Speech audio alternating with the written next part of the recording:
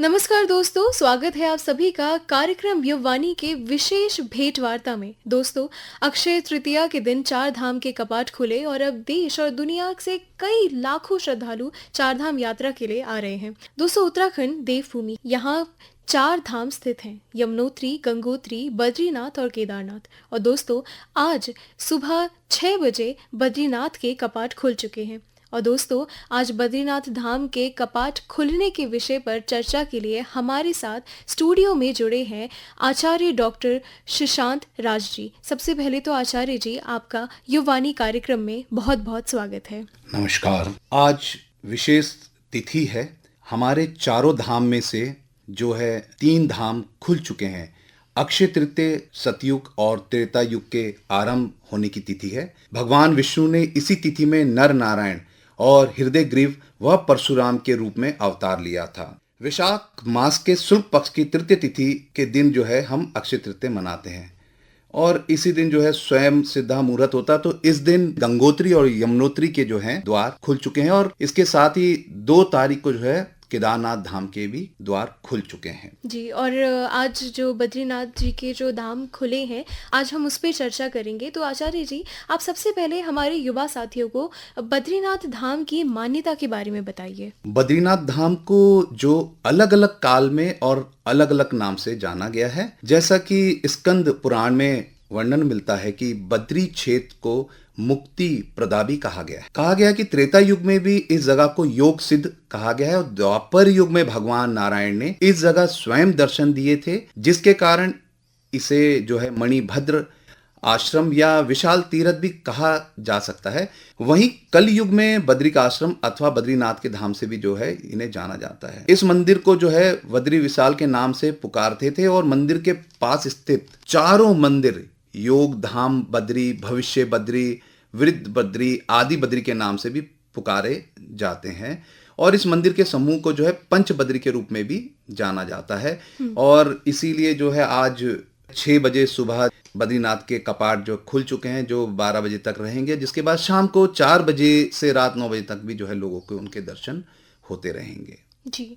आचार्य जी, आप हमारे श्रोताओं को बद्रीनाथ धाम के जो कपाट जो आज खुले हैं, उसकी प्रक्रिया के बारे में बताइए। विशेष तौर से अगर देखा जाए तो भगवान विष्णु जी का जो ये स्थान है बद्रीनाथ का, इसमें कहा गया है कि बद्रीनाथ के गर्भगृह में श्री विष्णु के साथ नारायण की ध्यान अवस्था में मूर्ति है, जो शालिग्राम पत्थर से बनी मूर्ति कोई करीब 1 मीटर ऊंची हो गई है।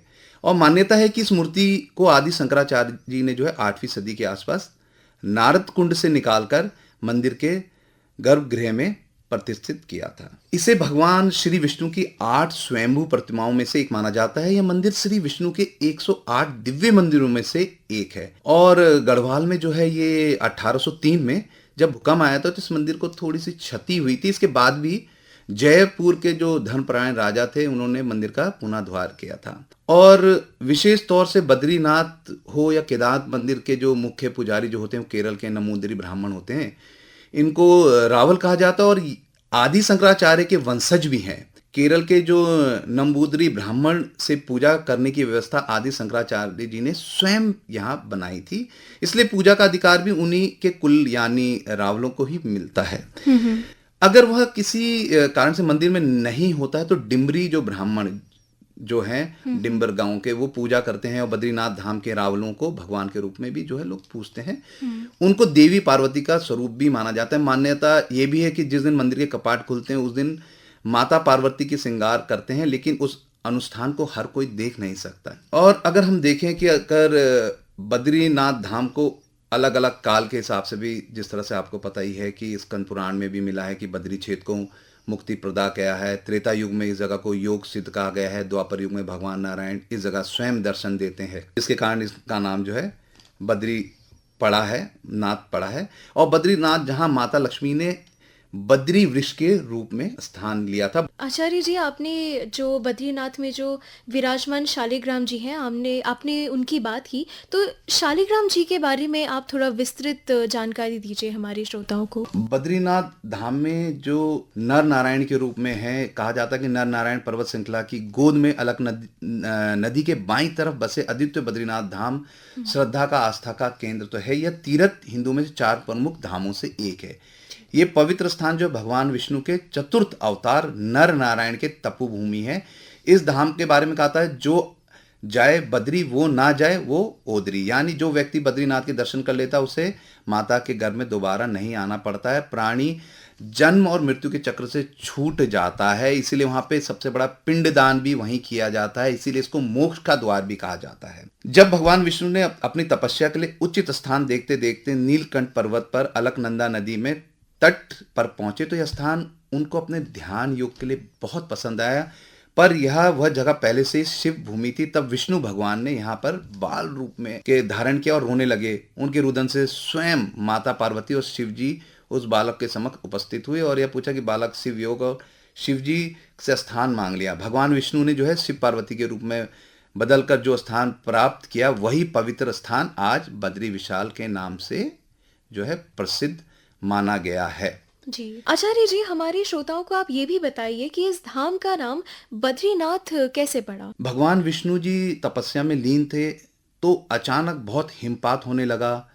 तपस्यारत श्री हरि पर्वत से पूरी तरह ढकने लगे, तो उनकी इस दशा को देखकर माता लक्ष्मी ने वहीं पर एक विशाल बेर के वृक्ष के रूप में धारण कर लिया और हिमपात को अपने ऊपर सहन करने लगी। तो माता लक्ष्मी भगवान विष्णु को धूप, वर्षा और हिमपात से बचाने के लिए कठोर तपस्या करने लगी। जब काफी वर्षों बाद जब विष्णु जी ने अपना तप पूर्ण किया तो देखा कि उनकी प्रिय लक्ष्मी जी, जिन्हें प्रिया लक्ष्मी भी कहते हैं, वो पूरी तरह से बर्फ से ढक गई। तब श्री हरि ने माता लक्ष्मी के तप को देखकर कहा, हे देवी, तुमने मेरे बराबर ही तप किया है, नेचुरली कर ही दिया था, इसीलिए आज इस स्थान पर मुझे तुम्हारे साथ ही पूजा जाएगा और तुमने मेरी रक्षा बद्री के वृक्ष के रूप में किया, जैसे बेर के पेड़ में। तो आज से मुझे बद्री के नाथ, क्योंकि बद्री हुए तो उनके नाथ कौन है? विष्णु जी हुए, तो इसलिए यानी तभी इन्हें बद्रीनाथ के रूप से जाना गया और इस तरह से भगवान विष्णु का नाम जो है बद्रीनाथ पड़ा। और पुराणों में भी उल्लेख मिलता है कि सतयुग में यहाँ भगवान विष्णु के साक्षात दर्शन हुए थे। आचार्य जी, मेरा आखिरी सवाल उन लोगों से संबंधित है जो कि इस साल पहली बार चारधाम यात्रा के लिए जा रहे हैं, तो आप उन्हें वो कौन से नियम हैं जो आप उन्हें बताना चाहते हैं जिसका उन्हें यात्रा के दौरान पालन करना चाहिए? सबसे पहले यात्रा में श्रद्धा होनी चाहिए और ब्रह्मचर्य का पालन करना चाहिए और जो मंत्र है उनको बोलते हुए चलते जाना चाहिए, जो इससे जो है निश्चित तौर से उनको वह लाभ मिलेगा। आपने देखा है कि बद्रीनाथ, केदारनाथ धाम और चारों धाम की यात्रा करने पर पांडव जी लोग को भी मोक्ष मिला। ये वो द्वार है जहाँ पे दोबारा गर्भ पे जो है जीवन नहीं मिलता है और मोक्ष की प्राप्ति होती है। और साथ ही साथ आप जो है यहाँ के नियमों का भी पालन करें और अपने स्वास्थ्य से संबंधित जो भी दवाइयाँ आप लेते हैं, वहाँ पे जो डॉक्टर बैठे हैं उनको अपने बारे में बताकर और नियमबद्ध वहाँ जाएं, ट्रैफिक जाम ना करें।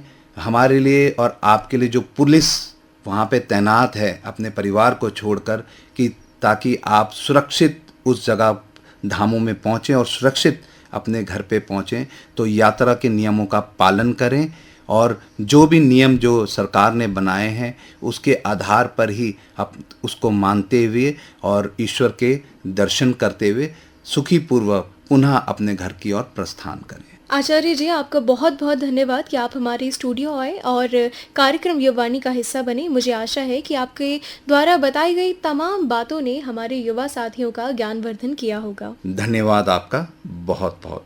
तो दोस्तों, ये थे हमारे साथ आज आचार्य डॉक्टर सुशांत राज जी और आज की यह भेंटवार्ता यहीं समाप्त होती है। मैं हूँ आपके साथ अनुष्का श्रीवास्तव। अब मुझे आज्ञा दीजिए। नमस्कार।